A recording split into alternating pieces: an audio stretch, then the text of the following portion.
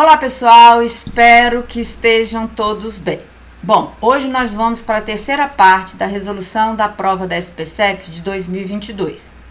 Na aula passada, a gente parou na questão 41, porém faltou o item 5 dessa questão. Então vamos relembrar como era essa questão. Ele dizia o seguinte: em relação à equação não balanceada a seguir, que representa o processo de obtenção de ferro a partir do óxido de ferro 3 presente no minério hematita, são feitas as seguintes afirmações.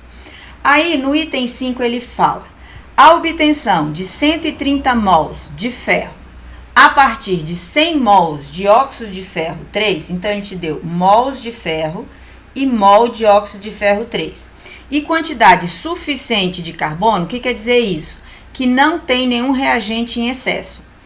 Representaria um rendimento de 65%. Então, ele quer saber qual é o rendimento dessa reação. Então, a primeira coisa que a gente vai fazer é reescrever a reação aqui balanceada, que ele te deu. Óxido de ferro 3, Fe2O3, mais 3 carbonos, dando 2 Fe mais 3 monóxido de carbono. Tudo bem? Aí você vem aqui na sua reação e vê qual é a unidade que ele quer, que ele te deu. Então, aqui é mol e aqui também é mol. Aí você vê qual é a proporção que tem na reação. Para cada 1 mol desse, eu vou formar 2 mols desse. Então, olha só, tá em mol e ele quer que você deixe em mol. Então, você vem aqui e coloca 1 mol de Fe2O3 vão formar mol e ele quer que você deixe em mol. Então, 2 mols de ferro. Então, só que é o seguinte, 1 mol de Fe2O3 só vai formar 2 mols de ferro se o rendimento for 100%. Só que ele não me diz quando é que o rendimento. Ele acha que é de 65%, ele afirma que é de 65%. Então, a gente vai colocar aqui, ó, X de Fe. Tudo bem? Porque se fosse 100%, o X seria 100 dividido por 100, 1. Aí ele te deu que 100 mols desse vão produzir 130 mols desse. Não é isso? Então, daqui, fazendo essas contas, eu vou achar, certo? 133 dividido por 2 dá 0,65. Que isso aqui corresponde a 65 dividido por 100. Então, é 65%.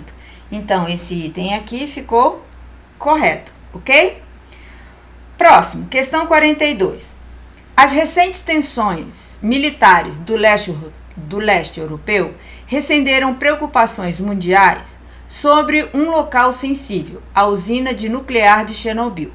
Na madrugada do dia 26 de abril de 1986, em decorrência de falhas estruturais e humanas, um dos reatores da usina explodiu, expondo parte do seu material radioativo. Um dos isótopos radioativos presentes na usina no momento do acidente era o Césio-137, cuja meia-vida, que é o tempo necessário para desintegrar metade da massa, é de aproximadamente 30 anos. Baseado nessas informações, são feitas as seguintes afirmativas. E ele também deu aqui um dado que é a raiz quinta de 2. Então, vamos lá. Então, o item 1, ele diz o seguinte: o percentual de Césio 137 que permanecia na usina no dia 26 de abril de 2022, em relação à quantidade presente no momento da explosão, desconsiderando quaisquer perda de material não relacionado ao decaimento radioativo, era de aproximadamente 43%. Então, ele quer saber quantos por cento de césio ainda há em 2022. Então, primeira coisa, ele te deu que a meia-vida é de 30 anos, que é o período, né? O período necessário para desintegrar metade da massa. Outra coisa, gente, ele disse também, porque se fosse passasse 30 anos, quer dizer que aquela teria caído quanto? 50%, só que ele me deu quebrado, ele me deu 43, certo? Se ele falasse 60, certo? Quer dizer que foi metade da metade, mas aqui ele me deu o tempo de o tempo que se passou foi de 1986 até o ano de 2022. Então, o tempo que se passaram aí foi, até 2022, 36 anos. Então, vamos calcular aqui quantos períodos de meia-vida se passaram com esse tempo. Quantos períodos? Então, aqui eu tenho tempo 36, que é igual a x vezes 30. Então, daqui eu vou achar que isso aqui é igual a 36 dividido por 30, não é isso? 36 dividido por 30, simplifica por 6, então vai dar 6 sobre 5, que é igual a 1,2. Aí eu tenho que M final em porcentagem, que é a massa final em porcentagem, é igual a massa inicial, que é a função exponencial, né? Elevado a 2 dividido por 2 elevado a x. X é o número de meia-vidas que se passaram, que são esses aqui. Então, daqui eu tiro que a massa final em porcentagem é igual. Quanto eu tinha do Césio no início? No início, sempre eu tenho 100% da massa. Dividido por 2 elevado a 1,2. Então, qual é o problema aqui? É a gente determinar quanto é 2 elevado a 1,2. Lembra que ele te deu a raiz quinta de 2? Porque é o seguinte, gente, se eu pegar 1 elevado a 1,2, isso aqui não vai ser 1,2? 1,2. Isso aqui vai ser 2 elevado a 1 vezes 2 elevado a 0,2. Porque se eu multiplicar potências de mesma base, eu conservo a base e somo os expoentes. Então, daqui, eu não vou tirar, que isso aqui vai ser 2 vezes 2, 0,2, não é 1/5, não é? Então, isso aqui é igual a 2. E o que é 2 elevado a 1/5? É raiz quinta de 2. Tudo bem? Então, ele falou que a raiz quinta de 2 é igual a 1,25. Então, vai ser 2 vezes 1,25. Tudo bem? Certo? Então, isso aqui vai ser igual a 2,3. Tudo bem? Bom, daqui eu tenho que vai ficar 100 dividido, então eu achei que isso aqui vale 2,3. Então, a porcentagem aqui final da massa vai ser igual a 43,47%, que ele fala aproximadamente. Então, esse item aqui, ele está correto. Vamos para o próximo aqui. Item 2. O decaimento de um átomo de césio 137, formando um átomo de bário 137, evidencia a emissão de uma partícula alfa. Então, vamos fazer aqui, ó. Ele diz que o césio, de massa 137,55, forma o bário 56,137, mais emissão de uma partícula. Na natureza nada se perde, nada se cria, tudo se transforma.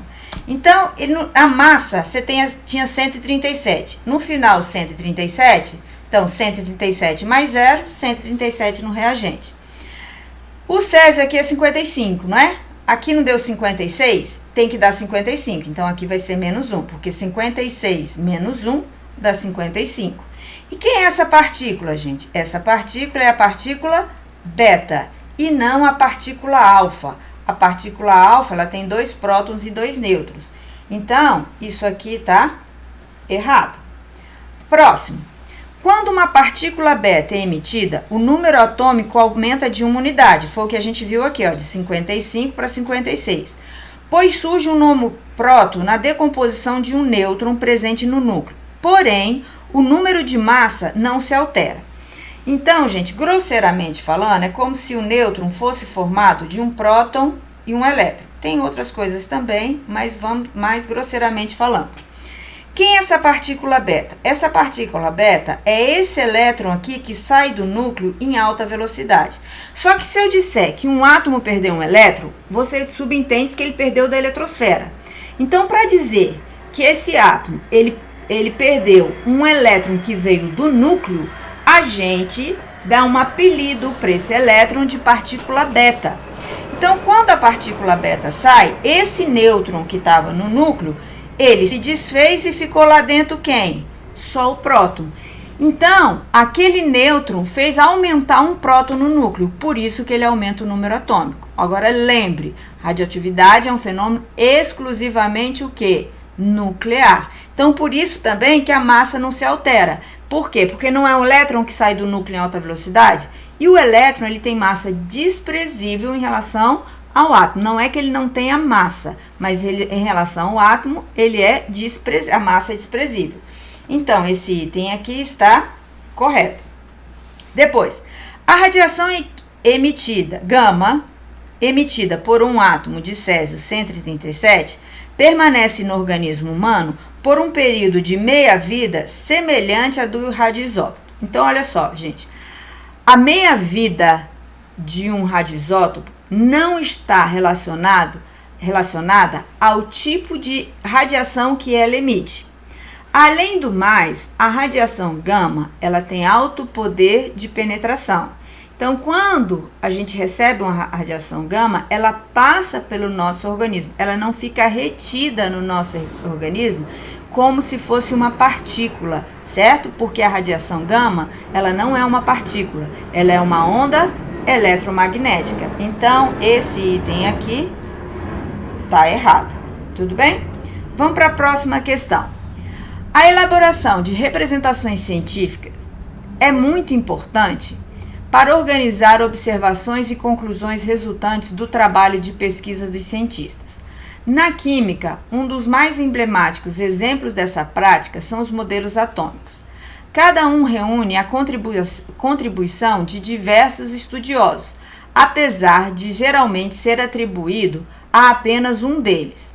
Nas alternativas abaixo, são apresentados alguns dos modelos atômicos por meio da referência nominal aos seus respectivos elaboradores e os nomes de alguns cientistas cujos trabalhos citados, entre parênteses, contribuíram para a elaboração de alguns desses modelos. Podemos afirmar que a relação entre o modelo atômico e o estudioso cujo trabalho contribuiu para a construção do respectivo modelo está corretamente apresentada na alternativa. Então, vamos lá. Alternativa A. Ele fala do modelo de Dalton. O que era o modelo de Dalton? É uma partícula maciça indivisível. Lembra que ela foi chamada de bola de bilhar? Não foi isso? Então, eu tenho aqui. Aí ele fala que quem contribuiu para Dalton propor o modelo dele foi a comprovação da existência dos raios catódicos. Então, olha só, gente. Os raios catódicos, ele veio provar que o átomo, ele tinha carga, certo? Tinham partículas elétricas. E o modelo de Dalton, o Dalton, ele não propunha a natureza elétrica da matéria. A gente não pode nem dizer que o modelo de Dalton, o átomo era neutro, porque neutro é porque tem positivo e negativo, não é isso? Simplesmente Dalton, o modelo dele não tinha carga, ele não propunha a natureza elétrica da matéria. Então, esse item aqui está errado. O modelo de Thomson, gente, que era aquele de pudim com passas, diz que quem contribuiu foi Becquerel, com a observação da radioatividade. Não. A radioatividade, gente, é um fenômeno exclusivamente o quê? Nuclear, que prova que o átomo, ele tem um núcleo. E quem falava que o átomo tinha núcleo não foi Thomson, certo? Becquerel, ele só propunha a natureza elétrica da matéria. Então, o átomo continua redondo, maciço, e os elétrons estariam cravejados, que seriam as passas, não é isso? Então, esse daqui também está errado. Modelo de Rutherford, Heisenberg, princípio da incerteza. O que é o princípio da incerteza? É que a gente não pode determinar a posição e a velocidade do elétron simultaneamente. Tudo bem? E isso tem a ver com a física quântica. E quem usou da física quântica para elaborar o modelo dele foi Bohr e não Rutherford. Então, esse item aqui está errado também, certo?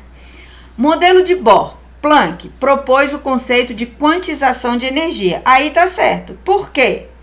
Porque ele dizia que quando o elétron recebia energia, ele absorvia essa energia, saltava por um nível de maior energia, certo? Com isso, quando ele perdia essa energia, ele voltava para o nível que ele estava, emitindo uma quantidade de energia equivalente a um quanto de energia, ou seja, a um pacotinho de energia. Tudo bem? Então, olha só. E o outro? Modelo de Sommerfeld. Sommerfeld, ele só falou que o elétron, ele tinha órbitas elípticas e não órbitas circulares. Tudo bem? E a descoberta do nêutron não contribuiu para dizer que na eletrosfera os elétrons tinham órbitas elípticas. Então, esse daqui, errado. E Chadwick, que ele só descobriu o nêutron, tá bem? Então, vamos lá. Só não, né, gente? Descobriu o nêutron. Questão 44. Considere as seguintes descrições de um composto orgânico A. Apresenta 5 átomos de carbono em sua cadeia carbônica, classificada como cadeia aberta, ramificada e insaturada. Certo? Cadeia carbônica classificada como aberta, ramificada e insaturada. A estrutura da cadeia carbônica apresenta apenas um carbono com hibridação do tipo sp, apenas 2 carbonos com hibridação sp2 e os demais carbonos com hibridação sp3. Então, vamos lembrar aqui? Quais são os carbonos que têm hibridação sp? É o carbono que faz uma tripla e uma simples, ou é o carbono que faz 2 duplas, certo? Que eles possuem geometria linear, não é isso? O carbono de hibridação sp2 é aquele que faz uma dupla e 2 simples, que a geometria dele é trigonal plana, certo? E o sp3 é o carbono que faz 4 ligações simples, e a geometria dele é tetraédrica. Tudo bem? O composto é um alcadieno. O que é um alcadieno? É um alcano, ou seja, é um hidrocarboneto de cadeia aberta, insaturada por 2 ligações duplas. Então, ele tem 2 ligações duplas com massa molar 68 gramas por mol, certo? Bom, então vamos primeiro, gente, descobrir vamos ver, aí ele te dá a energia de ligação do que você tem e ele fala o seguinte: em relação ao composto acima descrito, são feitas as seguintes afirmativas. Considerando as características descritas no composto A, a nomenclatura regulada pela União Internacional de Química Pura e Aplicada e o IUPAC é 3-metil-but-1,2-dieno. Então, o que a gente vai fazer? Vamos montar esse composto que ele te deu e vamos ver se ele tem todas as características que ele falou no enunciado, ok? Então, vamos lá. But quer dizer que ele tem 4 carbonos, só que ele tem um metil. Aonde? No carbono 3, não é isso? Então, vamos lá para o enunciado, porque ele diz aqui, ó, que ele apresenta 5 átomos de carbono. Então, vamos lá. 4 ele tem na cadeia principal, então eu tenho 1, 2, 3, 4, certo? Vamos começar a numerar daqui, ó, 1, 2, 3, 4, ok? Aí ele fala que no carbono 3 metil, but, 1,2-dieno. Então, vamos lá. No carbono 3, então 1, 2, 3, 3 metil. Então, aqui é CH3. Não é isso? Porque eu numerei aqui. Vou botar aqui, ó. 1, 2, 3, 4. 1 metil. 1,2-dieno. Então, aqui eu tenho aqui e eu tenho aqui. E o resto eu vou completar com hidrogênio. Então, aqui H H, H, H, H. Então, vamos lá. Vamos ver se está certo. Primeiro, ele falou que tem 5 átomos de carbono, certo? 4 na cadeia principal, mais 1 da ramificação, certo? Segundo, ele diz que ele possui cadeia, vamos lá, cadeia aberta, ramificada e insaturada. Aberta, certinho, ramificada, porque tem aqui esse grupo metil, e insaturada, porque ele possui ligação pi entre carbonos, tem que estar entre carbonos, ele tem inclusive 2, não é isso? Que mais? Aí ele fala dos carbonos, ó, da hibridação. Então, vamos lá. Esse aqui, não é o carbono, opa, aqui tem um hidrogênio a mais, né? Opa, e tem vários hidrogênios a mais aqui. Esse aqui tá a mais, e esse aqui também tá a mais, e esse aqui também tá a mais, né, gente? Porque o carbono só faz 4 ligações. Tudo bem? Então, esse carbono aqui tem hibridação sp2. Esse carbono aqui tem hibridação sp, porque ele faz 2 duplas. E esse carbono aqui, ó, também, opa, também não, né? Também tem ligação sp2. Então, ó, porque ele faz, opa, aqui também tem um hidrogênio a mais, né, gente? Aqui, ó, tem um hidrogênio a mais. Então, esse aqui também tem hibridação sp2, porque ele faz uma dupla e 2 simples. E os outros têm hibridação sp3. E o que sobrou lá, faltou aqui. Esse daqui também tem hibridação sp3. Tudo bem? Então, esse item está correto. Depois, o volume liberado nas condições normais de temperatura e pressão a partir de 20,4 gramas do composto A é de 6,72 litros de CO2, considerando a combustão completa de rendimento 100% e comportamento de gás ideal. Então, primeira coisa, vamos determinar a fórmula molecular dele? A fórmula molecular dele seria C5.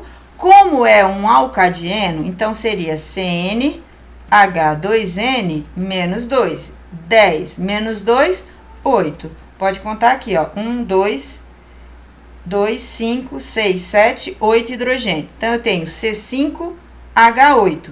Tudo bem? Certo até aí? E a massa molar dele aqui vai dar 68 gramas por mol. Então, ele fala o seguinte, ele fala na combustão completa. Então, eu vou pegar aqui, ó, 1 mol de C5H8 mais O2, combustão completa. Se o seu combustível tiver carbono, ele vai dar CO2. Se tiver hidrogênio, ele vai dar H2O. Balanceando isso daqui, vai ficar 5 carbonos, 5 CO2. 8 hidrogênios, então aqui vai dar 4 H2O. Vamos ver o oxigênio. 2 vezes 5, 10, mais 4, 14. Então, aqui são 7 O2. Tudo bem? Agora, vamos lá. Aqui, ele te deu massa do composto A, que é esse composto orgânico aqui. Então, ele tem o massa. E pede o volume de CO2, certo? Ó, litros de CO2. Então, é volume. Pelo balanceamento, eu não tenho que 1 mol desse está para 5 mols desse, não é? Então, agora vamos para a primeira regra de 3. Mol, eu não tenho que 1 mol dele de C5H8, opa, C5H8.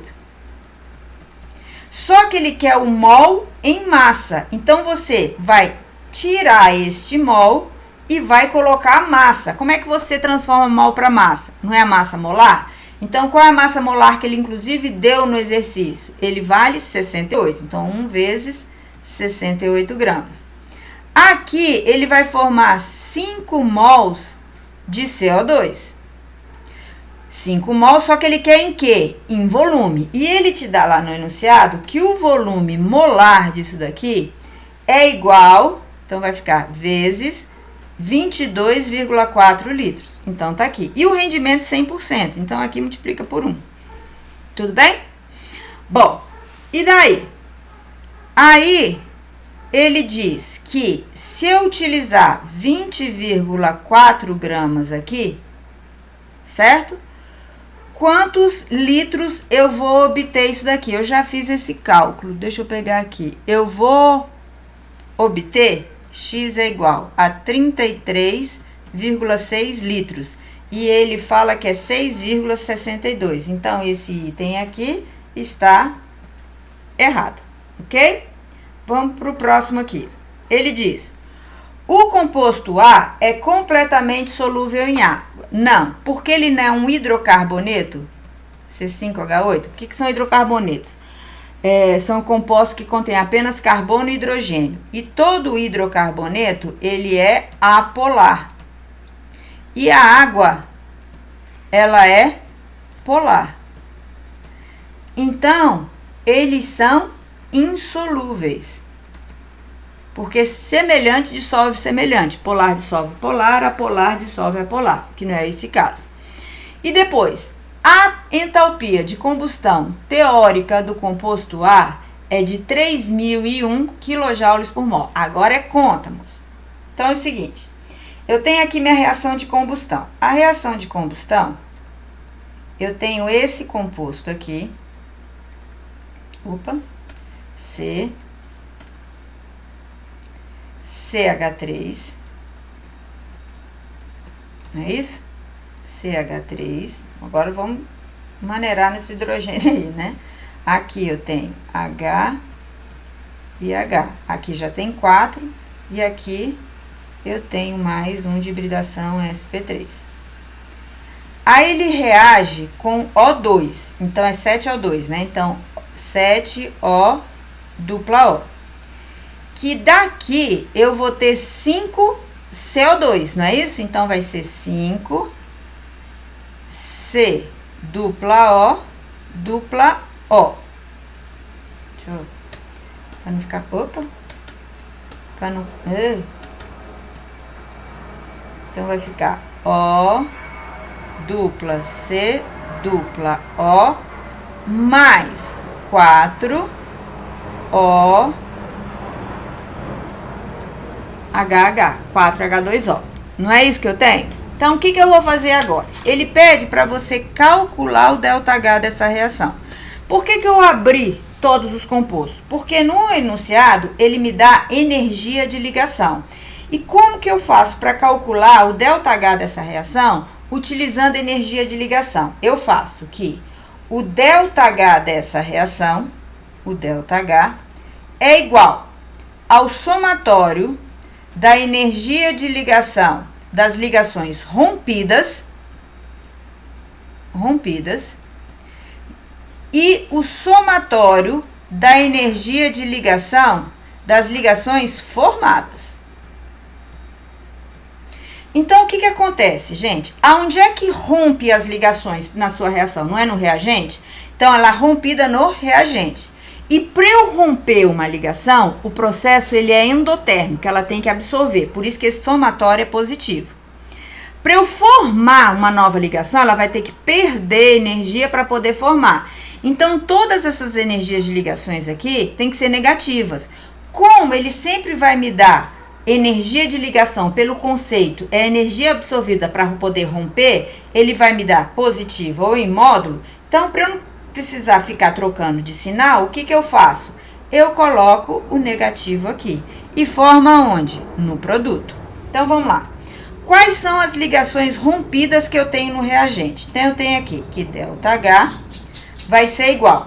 Quantas ligações CH ele vai romper? Então, vamos ver aqui, ó.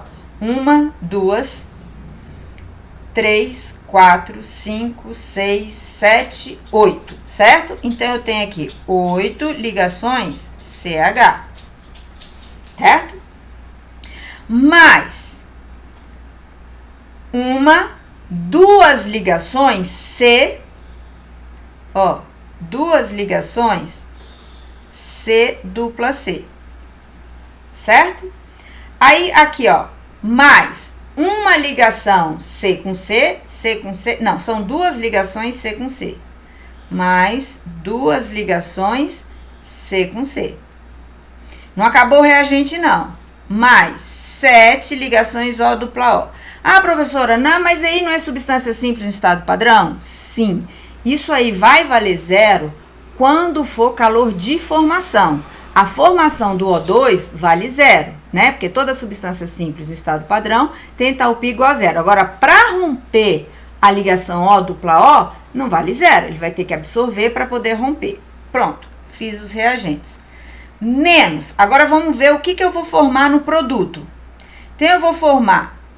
Cada CO2 não formam 2 C dupla O, só que eu tenho 5 de CO2. Então, eu tenho 5 C... 5, ó. 10, né, gente? Se cada uma tem 2, eu tenho 5 moléculas. Então, eu tenho 10 C dupla O. Tudo bem? Mas, cada água não tem um O simples H? Como eu tenho 4, então eu tenho 8 C simples H. Tudo bem? Aí, agora, ele me deu quanto vale cada uma dessas energias de ligação. Então, eu vou lá e vou substituir em cada uma. Então, aqui agora eu vou dar uma coladinha para a gente não precisar voltar. Então, eu tenho 8 vezes 413, mais 2 vezes 614, mais 2 vezes 348, mais 7 vezes 495, menos 10 vezes 799, mais 8 vezes 463. 8 vezes 463. Ai, deixa eu botar um parênteses aqui, né? Vai ficar 10 vezes, quanto?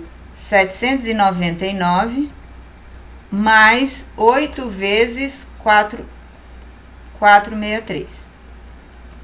Daqui eu vou achar que é um ΔH igual a 8.693 menos 11.694.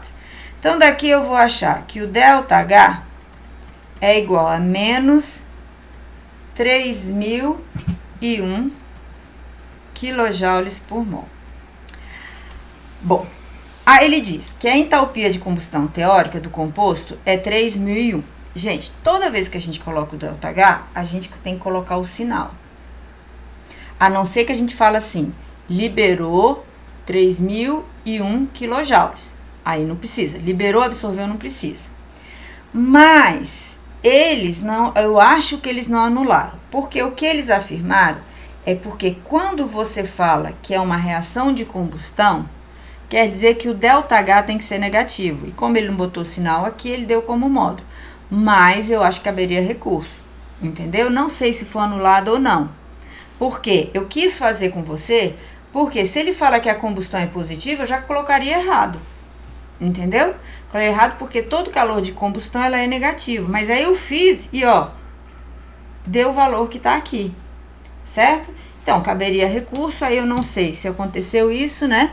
E se eles acataram esse recurso. Mas é isso aí. Então, hoje a gente encerra a resolução da prova de 2022, tá? Na próxima aula, nós começaremos a resolução da prova de 2023. Então, fiquem com Deus e até a próxima.